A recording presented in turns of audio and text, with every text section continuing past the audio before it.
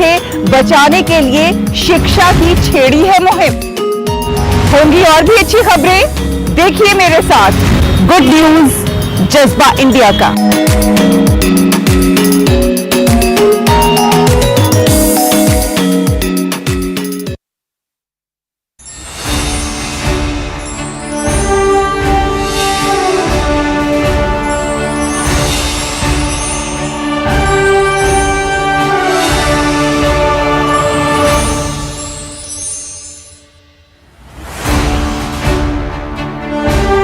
हिंदुस्तान कृषि प्रधान देश और यहाँ की मिट्टी सोना उगलती है। आजादी के बाद एक ऐसा दौर था कि जब हिंदुस्तान में खाद्यान्न संकट हुआ करता था, लेकिन इन तमाम दशकों में हिंदुस्तान ने खाद्यान्न उत्पादन में न सिर्फ खुद को सफिशिएंट बनाया, पर्याप्त खाद्यान्न उत्पादन किया, बल्कि आज की तारीख में दुनिया के तमाम देशों में जो खाद्यान्न संकट है उसका समाधान भी भारत के अन्नदाता निकालते नजर आ रहे हैं। लेकिन इन बीते वर्षों की अगर बात की जाए तो कहीं ना कहीं हमने अपनी परंपरागत तकनीकों को, खेती की जो परंपरागत तकनीकें थी, उनको खो दिया है। इसको पुनर्स्थापित करने की जरूरत है, क्योंकि वक्त की कसौटी पे भारत का जो खेती का परंपरागत ज्ञान था उसने और ज्यादा उपयोगी तरीके से खुद को सिद्ध किया है। हिंदुस्तान में बड़े स्तर पर तमाम किसान और तमाम लोग इस प्रकार के काम को अंजाम दे रहे हैं जो कि परंपरागत खेती को फिर से स्थापित कर रहे हैं और जमीन पे एक बड़ा बदलाव की इबारत भी लिखी जा रही है। सरकार ऐसे तमाम काम करने वाले लोगों को सम्मान दे रही है और पद्म पुरस्कारों से नवाजा जा रहा है। ये है हमारे पद्म। नमस्कार, मैं हूं आपके साथ आरेंद्र और इस श्रृंखला में हम आपको बताएंगे जमीन पर खेती किसानी के लिए एक बड़ा बदलाव की कहानी लिख रहे तमाम शख्सियतों के बारे में।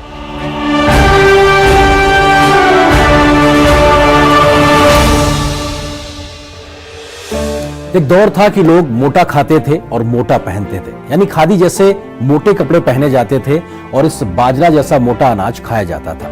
लेकिन आधुनिकता में ये दोनों ही चीजें कहीं खो सी गईं। लेकिन दशकों की परेशानियों के बाद में दुनिया ने एक बार फिर से मिलेट्स की कीमत को पहचाना है। ऐसे ही तमाम न जाने कितनी दुनिया भर की लैब्स में, प्रयोगशालाओं में मिलेट्स ने अपनी उपयोगिता को फिर से पुनर्स्थापित किया है और आज शायद इसीलिए भारत के प्रयास के बाद में दुनिया इंटरनेशनल ईयर ऑफ मिलेट्स भी मना रही है। भारत परंपरागत तरीके से मोटे अनाज को हमेशा से प्राथमिकता देता रहा है और भारत में तमाम लोग इस दिशा में दशकों से, सदियों से काम करते रहे हैं। ऐसे ही हैं कर्नाटक के एक डॉक्टर वल्ली, जिन्होंने मिलेट्स की उपयोगिता को पुनर्स्थापित किया, जिसके लिए मिल रहा है उन्हें पद्म सम्मान।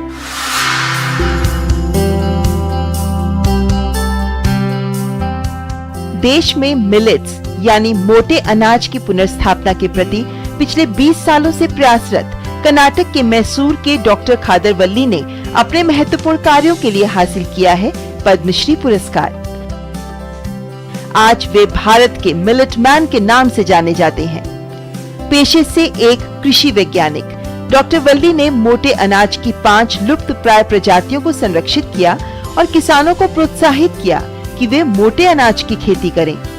डॉक्टर वल्ली ने विदेश में शिक्षा और नौकरी की, लेकिन जब शोध कार्य में ये पाया कि हमारे खानपान में ही छिपे हैं मौजूदा बीमारियों के कारण, तो देशवासियों को सही खानपान से स्वास्थ्य का मंत्र देने के लिए स्वदेश लौट आए। ನಮ್ಮ ಕೇಂದ್ರ ಸರ್ಕಾರ ನನಗೆ ಸಿರಿಧಾನ್ಯಗಳ ಕುರಿತು मैं केंद्र सरकार का आभार व्यक्त करता हूँ। मुझे पद्मश्री से सम्मानित करने के लिए प्रधानमंत्री को धन्यवाद देता हूँ। हमने बाजरा को श्रीधान्य के रूप में संदर्भित किया और अब केंद्र ने इसे वैज्ञानिक रूप से साबित कर दिया है कि यह स्वास्थ्य के लिए अच्छा है और बीमारियों को रोकने में मदद करता है। जब हम बाजरा को अपने दैनिक सेवन में शामिल करेंगे तो इससे किसानों को भी लाभ होगा। हमें गेहूं और अन्य अनाज के स्थान पर बाजरे पर जोर देना चाहिए, जो कि स्वास्थ्यवर्धक है। हमें श्रीधान्य का प्रचार करना चाहिए। हम पानी को संरक्षित कर सकते हैं और अन्य फसलों की खेती के लिए उपयोग कर सकते हैं, क्योंकि बाजरा कम पानी में उगाया जा सकता है और यह शुष्क क्षेत्रों में भी उगाया जा सकता है। इससे हम यह भी सुनिश्चित कर सकते हैं कि राज्यों के बीच नदी के पानी के बंटवारे को लेकर कोई विवाद न हो। बाजरा जीवन शैली से जुड़ी बीमारियों से पीड़ित लोगों के लिए स्वस्थ विकल्प के रूप में लोकप्रिय हो रहा है। चाहे वह मधुमेह, हृदय रोग हो या एलर्जी हो। इन स्वस्थ अनाजों के लाभों के बारे में जागरूकता से इसकी मांग बढ़ रही है। बाजरा रोग की रोकथाम और अच्छे स्वास्थ्य को बनाए रखने की दिशा में एक समाधान है। ಒತ್ತಡ ಕಮ್ಮಿ ಆಗೋದ್ರಲ್ಲಿ ಎರಡನೇ ಮಾತಿಲ್ಲ। डॉक्टर खादर बल्ली ने अपने 5 अनाज को नाम दिया है श्री धान्य। उन्होंने मोटे अनाज के लिए जंगल कृषि पद्धति को प्रोत्साहित किया। उनका मानना है कि गेहूं, चावल, दूध की बजाय भारतीयों का पारंपरिक भोजन, जिसमें पहले मोटा अनाज प्रमुख होता था, उससे स्वस्थ रहना मुमकिन है। इस साल डॉक्टर वल्ली जी को भारत सरकार ने पद्म श्री दिया है। वो भी पद्म श्री उन्होंने मोटे अनाज को किसानों में प्रोत्साहित किया कि किसान इसकी खेती करें। हाँ, आज देश को मोटे अनाज की बहुत बड़ी मांग है, खासतौर पर जो हमारे छोटे, लघु एवं सीमांत किसान हैं, ये उनकी आमदनी बढ़ाएगा, उनके जीवन में खुशहाली लाएगा। मनुष्य को ज्ञात सबसे प्राचीन खाद्य पदार्थ मिलेट्स ही हैं। प्रमाण है कि 3000 ईसा पूर्व सिंधु घाटी के लोगों के भोजन में भी मोटा अनाज शामिल था। यजुर्वेद में भी मोटे अनाज का उल्लेख मिलता है, लेकिन शहरीकरण और औद्योगिकरण के साथ साथ चावल और गेहूं की बड़े पैमाने पर खेती के कारण उसका महत्व और खेती कम हो गई। मिलेट्स को कम पानी, कम उर्वरक की आवश्यकता होती है और पोषण और स्वास्थ्य के लिए भी वे बहुत लाभदायक होते हैं। यानी मोटे अनाज में ही छिपी है विश्व की खाद्यान्न समस्या और स्वास्थ्य संबंधित मुश्किलों का हल।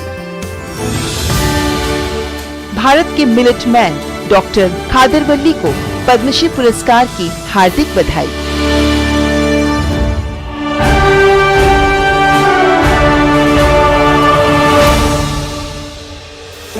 ये जो आप मेरे हाथ में धान की उन्नत किस्म देख रहे हैं, ये अपने आप में कई प्रकार के जेनेटिकली इंप्रूव्ड किस्म होती है। इसका मतलब ये होता है कि जो इसकी देसी मूल किस्म थी उसमें कई प्रकार के बदलाव किए गए, उसके बाद में इस तरह की धान की किस्में बनाई जाती हैं। खेती हिंदुस्तान में या कहा जाए दुनिया में आज इसी प्रकार से ज्यादातर होती है, जिसमें उन्नत किस्म के बीज बनाए जाते हैं। लेकिन इसका खामियाजा भी एक होता है, वो ये कि हम इसकी देसी किस्में खो देते हैं। लेकिन हिंदुस्तान के तमाम ऐसे अन्नदाता हैं, धरती पुत्र हैं, जो हमारी देसी किस्मों के संरक्षण के लिए दशकों से, लंबे समय से काम कर रहे हैं। ऐसे ही एक किसान हैं केरल के सी रमन, जिन्होंने धान की दर्जनों देसी किस्मों के संरक्षण पर काम किया और सरकार ने उनके इस काम के लिए उनको दिया है पद्म सम्मान।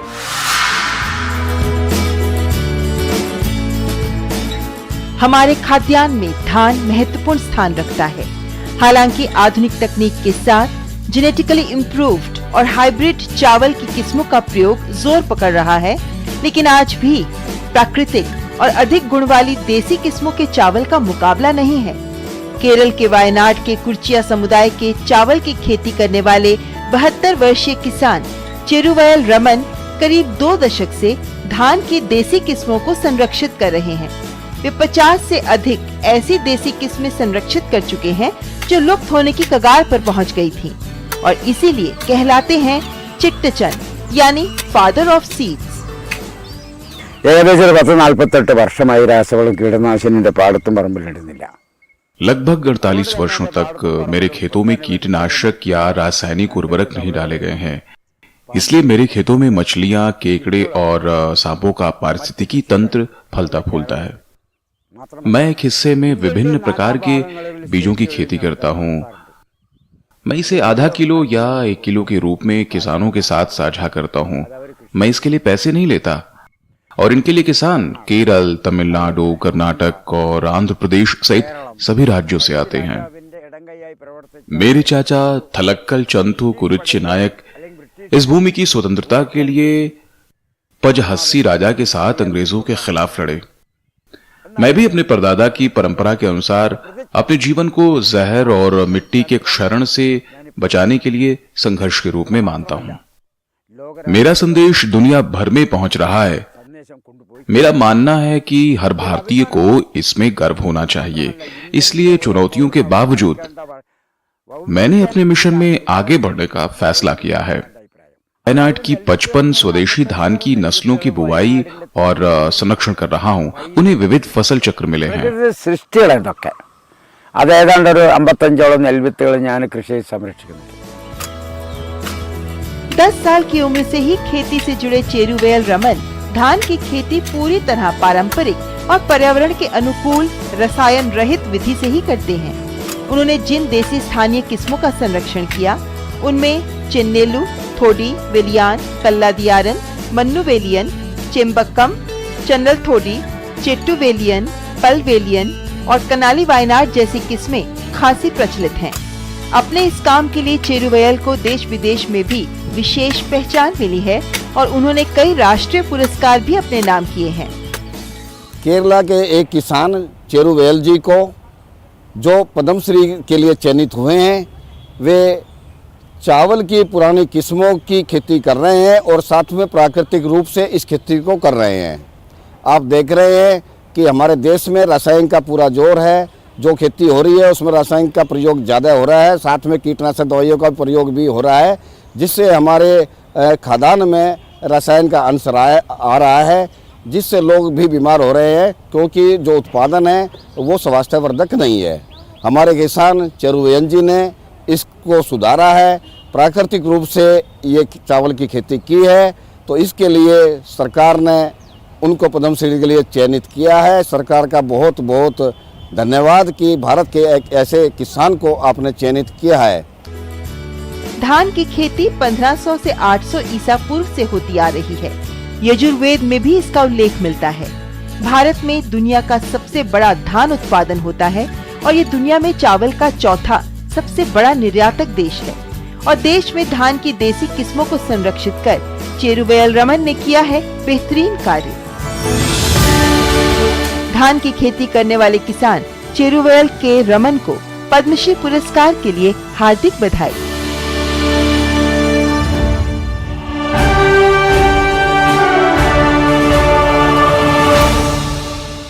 कृषि के क्षेत्र में जमीन पे बदलाव की ये कहानियां महज इतनी ही नहीं है, बहुत सी कहानियां हैं पूरे हिंदुस्तान में। अगर आप ढूंढने जाएंगे तो ना जाने कितने हमें ऐसे लोग मिलेंगे जिन्होंने जमीन पे एक बहुत बड़ी बदलाव को लाकर खड़ा कर दिया है। ऐसी कहानियों का सिलसिला आगे भी जारी रहेगा। फिलहाल एक छोटे से ब्रेक के लिए रुकते हैं, बहुत जल्द हाजिर होते हैं हमारे इस खास कार्यक्रम हमारे पद में।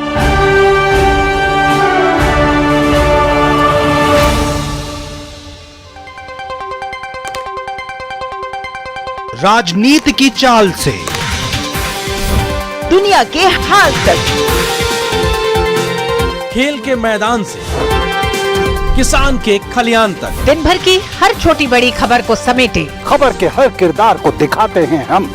डीडी न्यूज का प्राइम टाइम शो, सटीक और भरोसेमंद खबरें, खबर ही नहीं खबर का विश्लेषण भी, नए तेवर, नए कलेवर, नई धार और नई रफ्तार के साथ देखिए न्यूज नाइट हर रात 8 बजे सिर्फ डीडी न्यूज पर।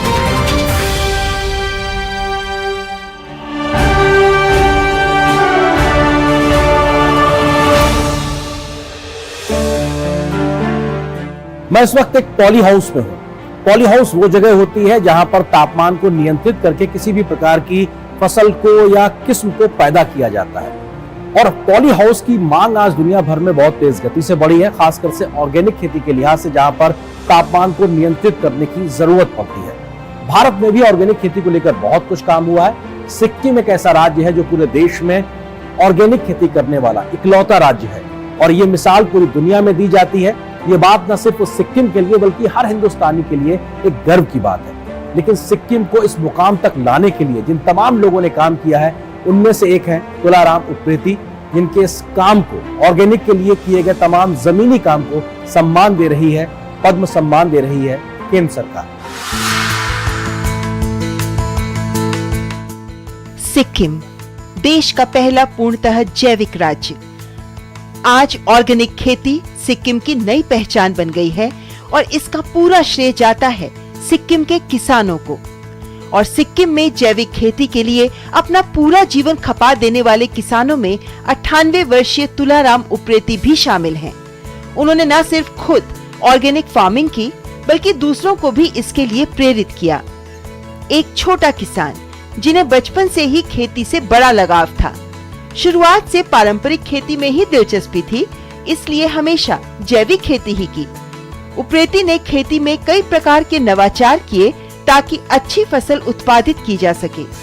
पर्यावरण संरक्षण के लिए जैविक खेती के साथ साथ प्राकृतिक खेती को भी अपनाया और उनके ये प्रयास करीब 6 दशक पहले तब शुरू हो चुके थे जब सिक्किम सरकार ने ऑर्गेनिक मिशन की शुरुआत भी नहीं की थी। जीवन पर्यंत पारंपरिक तरीके से बिना किसी केमिकल का प्रयोग किए एक सफल किसान साबित हुए हैं तुलाराम उप्रेती। मैंने कभी भी खेती में रसायन का प्रयोग नहीं किया है। हमेशा गाय भैंस का मल ही प्रयोग किया है। मैं रसायन का प्रयोग करने से दूसरों को भी मना करता हूँ। भारत सरकार ने मुझे जो सम्मान दिया है वो मेरे लिए बहुत बड़ा सम्मान है। मुझे लगता है कि यह सम्मान सिर्फ मेरा नहीं बल्कि इस जमीन का भी है। देश में जितने भी किसानों को यह सम्मान मिला है, मैं सबके लिए बहुत खुश हूँ। मुझे पद्मश्री मिलने से सभी लोग बहुत खुश हैं। मैंने अपने बच्चों को भी हमेशा सिखाया है कि कभी भी रसायन का प्रयोग नहीं करना, हमेशा प्राकृतिक खाद प्रयोग करना, जिससे स्वास्थ्य सही रहेगा। तुलाराम उप्रेती ने अपने जैविक खेती के तौर तरीकों से अन्य किसानों को भी प्रभावित किया। धीरे धीरे उनकी लोकप्रियता बढ़ने लगी। उन्होंने कई किसानों को जैविक खेती और प्राकृतिक खेती के गुर सिखाए। आज तुलाराम उप्रेती जैसे किसानों की मेहनत का ही नतीजा है कि सिक्किम की कृषि क्षेत्र में रसायनों पर निर्भरता खत्म हो गई है और सिक्किम बना है जैविक खेती में देश का सिरमौर। तुलाराम उप्रेती जिन्होंने भारत की प्राचीन खेती प्रणाली को समझा और समझकर कार्य किया, खेती की। जिस तरह से भारत में हजारों वर्षों से प्राकृतिक खेती होती जा रही थी, उसको उन्होंने समझा और ऐसे दौर में जब रासायनिक खेती का जोर है, उन्होंने प्राचीन खेती को पकड़ा और प्राकृतिक खेती की। और ऐसा ही नहीं कि उसने खुद की, प्रदेश के दूसरे किसानों को भी उन्होंने सिखाया, शिक्षा दी, प्रैक्टिकल ज्ञान दिया और इसीलिए उनको भारत सरकार ने पद्मश्री के लिए चयनित किया। उनके प्रयास से ही सिक्किम एक ऐसा राज्य बना जो जैविक खेती के लिए प्रसिद्ध हुआ, प्राकृतिक खेती के लिए चुना गया और आज सिक्किम में केवल प्राकृतिक खेती हो रही है। रासायनिक खेती पर वहाँ पूर्ण प्रतिबंध सरकार ने लगा दिया है। विश्व को जैविक खेती भारत की ही देन है। जैविक खेती का इतिहास टटोलें तो भारतवर्ष की कृषि परंपराएं ही इसके मूल में प्रदर्शित होती हैं। ये कृषि परंपराएं 5000 वर्ष से भी अधिक प्राचीन हैं और यहाँ के किसान 5 सहस्त्राब्दी से कृषि ज्ञान में परिपूर्ण किसान हैं और इस ज्ञान को बदलते वक्त की चुनौतियों के बीच भी सहेज कर आगे बढ़ा रहे हैं तुलाराम उप्रेती जैसे अनुभवी किसान। जैविक खेती के प्रेरक तुलाराम उप्रेती को पद्मश्री पुरस्कार के लिए हार्दिक शुभकामनाएं।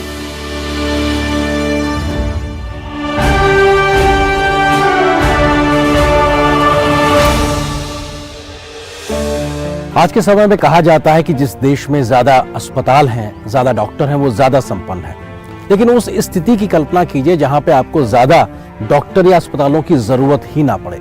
जी हाँ, एक ऐसा वक्त था जब हिंदुस्तान अपनी परंपरागत जो ट्रेडिशनल जो उनकी नॉलेज थी उसके आधार पर दिनचर्या में तमाम औषधीय पौधों का इस्तेमाल करता था और डॉक्टरों से बच के रहा करता था। यानी कि जिस विश्व गुरु भारत की बात की जाती है उसकी जो परंपरागत जो ज्ञान था वो समाहित था कहीं ना कहीं हमारे जो मेडिसिनल प्लांट्स थे या औषधीय पौधे थे उसमें। आज जरूरत इस बात की फिर से है कि इन तमाम मेडिसिनल प्लांट्स की उपयोगिता को पुनर्स्थापित किया जाए और हिंदुस्तान में इस दिशा में बहुत बड़े स्तर पर काम हो भी रहा है। ऐसे ही एक शख्स हैं ओडिशा के पतायत साहू, जिनके इस काम को सम्मान मिल रहा है पद्म पुरस्कार से।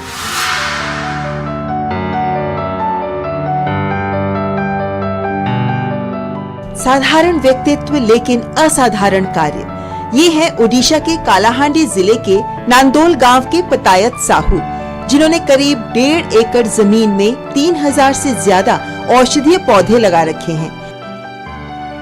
यही नहीं, पतायत साहू ने अपने औषधीय पौधों का दस्तावेज भी बना रखा है। पिछले 40 सालों से वे इन पौधों का संग्रह कर रहे हैं। 500 पौधे उन्होंने देश के विभिन्न हिस्सों से एकत्रित किए तथा अन्य कालाहांडी के जंगलों से। इनमें से कितने ही पौधे दुर्लभ हैं जिन्हें बचाने के वे प्रयास कर रहे हैं। पुरातन परंपरा आयुर्वेदिक हमारे पूर्वज इस पारंपरिक प्रणाली का अभ्यास कर रहे थे। हमारे राजाओं ने इन तरीकों को संभाल के रखा था। आयुर्वेद ने मेरा ध्यान खींचा है। हमें विलुप्त होती किस्मों को बचाना होगा। आज अधिक से अधिक लोग आयुर्वेद पर भरोसा जता रहे हैं और इस पारंपरिक चिकित्सा पद्धति की ओर आकर्षित हो रहे हैं। जड़ी बूटियां हमारी रोग प्रतिरोधक क्षमता को बढ़ाकर हमारी स्वास्थ्य समस्याओं को ठीक करती हैं। हम विभिन्न जड़ी बूटियों के औषधीय गुणों का अध्ययन कर रहे हैं और हर काम का दस्तावेजीकरण भी कर रहे हैं। हम अध्ययन कर रहे हैं कि कौन सी जड़ी बूटी शरीर के लिए लाभदायक है और संग्रहण का उपयुक्त समय क्या है। मैं पिछले 30 से 35 वर्षों से आयुर्वेद का अध्ययन कर रहा हूं। हमने अब तक 2000 से 2500 जड़ी बूटियों की किस्में एकत्रित की हैं।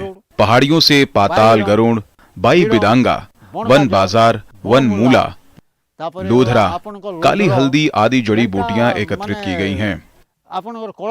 ये लगभग विलुप्त हो चुकी हैं। हम इन किस्मों को आने वाली पीढ़ियों के लिए संरक्षित रखने की कोशिश कर रहे हैं। हम कलामी हाइब्रिड भी कर रहे हैं। इससे हमें आने वाली पीढ़ियों के लिए विलुप्त हो रही किस्मों को संरक्षित करने में मदद मिलेगी। पतायत इन औषधीय पौधों से पारंपरिक चिकित्सा पद्धति से लोगों का मुफ्त इलाज भी करते हैं। इन औषधीय पौधों को वे बिना केमिकल के तैयार करते हैं। पतायत साहू के पास आयुर्वेद में प्रयोग की जाने वाली सभी दशामूला प्रजातियां उपलब्ध हैं। 600-700 वैद्यों का संगठन अश्विनी कुमार कालाहांडी संघ के साथ मिलकर वे कालाहांडी के जंगलों में दुर्लभ औषधीय पौधे संरक्षित करने में जुटे हैं। साथ ही विभिन्न जड़ी बूटियों के औषधीय गुणों का अध्ययन कर उसका दस्तावेजीकरण भी कर रहे हैं और इस काम के लिए एक हर्बल रिसर्च सेंटर स्थापित करना चाहते हैं। पतायत साहू जी जो कि उड़ीसा से हैं, पहले उनको शुभकामनाएं देता हूं कि भारत सरकार ने उनको उनके कार्य के लिए पद्मश्री से उनको नवाजा है। जिस प्रकार का कार्य वो कर रहे हैं जड़ी बूटियों को उगाने का, और उस जड़ी बूटियों के माध्यम से वो लोगों की वहाँ चिकित्सा कर रहे हैं, क्योंकि जड़ी बूटियों का उनको ज्ञान है कि कौन कौन सी जड़ी बूटी किस रोग में काम आती है। किसानों को वो ज़्यादा से ज़्यादा बताएं, उससे किसानों की इनकम जो है ना कि दोगुनी होगी लेकिन 5-6 गुना बढ़ जाएगी, और वो अच्छी जड़ी बूटियाँ ना कि उड़ीसा में पूरे देश में लोगों को मिले, जिससे आयुर्वेद की औषधियाँ बहुत अच्छी किस्म की औषधियाँ बनेंगी। वैद्य समाज को, इंडस्ट्री को बहुत फायदा होगा। आयुर्वेद को दुनिया भर में स्वीकृत चिकित्सा की सबसे प्राचीन पारंपरिक प्रणालियों में से एक माना जाता है। आयुर्वेद की उत्पत्ति वैदिक काल से मानी जाती है। अथर्ववेद और ऋग्वेद में रोगों और औषधीय पौधों के बारे में उल्लेख है। आयुर्वेद पर संहिताबद्ध दस्तावेज में चरक संहिता और सुश्रुत संहिता महत्वपूर्ण है। औषधीय पौधों के किसान पतायत साहू को पद्मश्री पुरस्कार के लिए हार्दिक बधाई।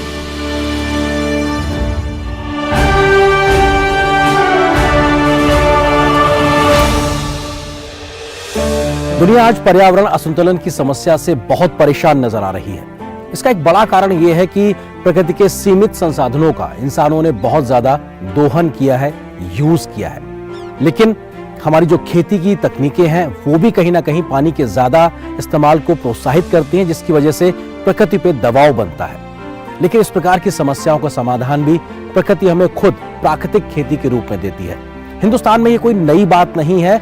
दशकों से, सदियों से प्राकृतिक खेती हमारा हिस्सा रही है। लेकिन आज वक्त की जरूरत है कि हम एक बार फिर से इसको स्थापित करें या इस दिशा में ज्यादा काम करें। और इस प्रकार की प्राकृतिक खेती को देश भर में कई जगहों पर तमाम लोग काम करते हुए नजर आ रहे हैं। ऐसे ही एक व्यक्ति हैं हिमाचल प्रदेश के नेकराम शर्मा, जिन्हें उनके इस काम को करने के लिए सरकार दे रही है पद्म सम्मान।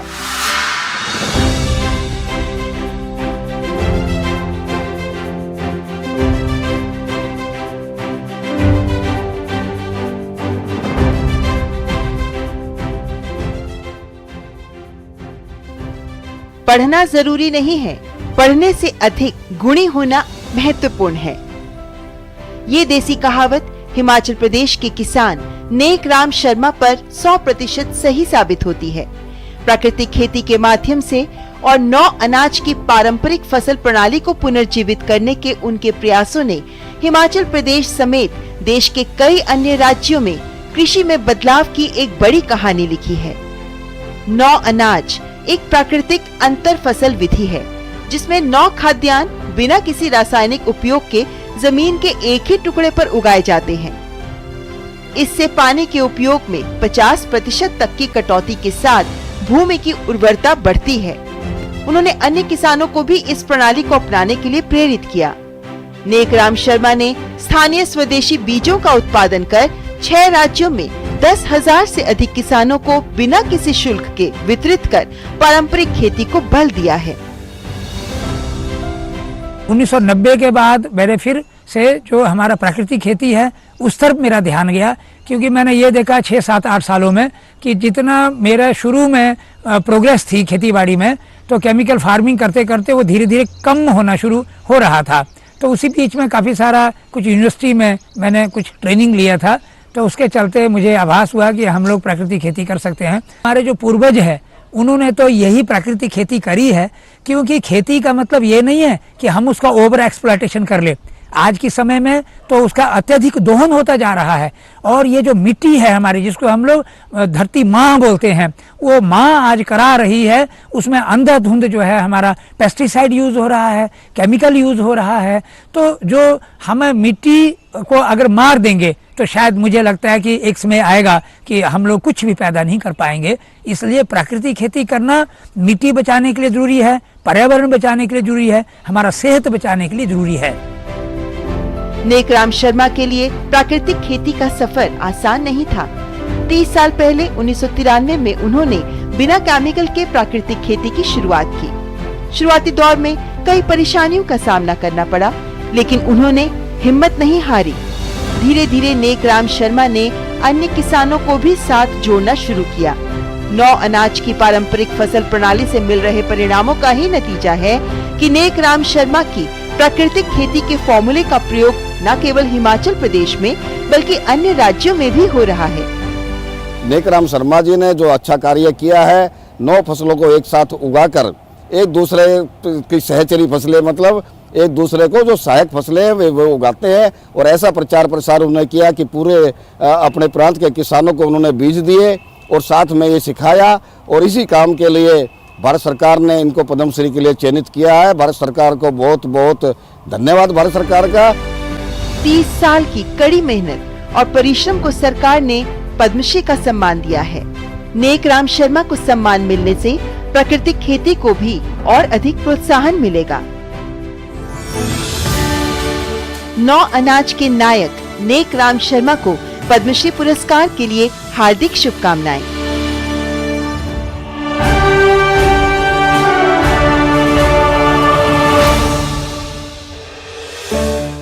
तो देखा आपने, कृषि को लेकर भारत की सदियों पुरानी पारंपरिक सोच हमेशा से उपयुक्त थी और हमेशा रहेगी।